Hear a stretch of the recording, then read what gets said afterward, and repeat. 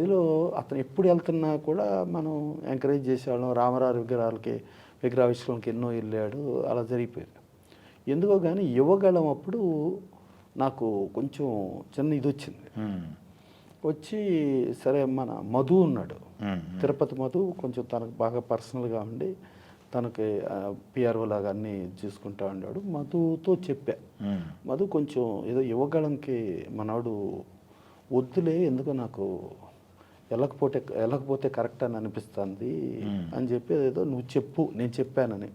అంటే నేను తనకు డైరెక్ట్గా చెప్పచ్చు, నా మాటకి ఎదురు చెప్పడం లేదు. చిన్నప్పటి నుంచి, చిన్నపిల్లవాడప్పటి నుంచి నా మాట అంటే అది లెక్క. ఒకవేళ అతను కాదులే అన్నాడంటే అది మనకు డైజెస్ట్ అవ్వదు.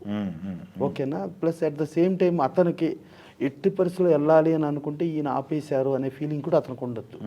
అందుకని మధుని చెప్పమానంటే అప్పుడు సరే నేను ఎమ్మటే ఎక్కువసేపు ఉండనులే, మామయ్యకి చెప్పు, నేను కాసేపు ఉండేసి వెళ్ళిపోతా, ఎక్కువసేపు ఏం ప్రాబ్లం లేదులే.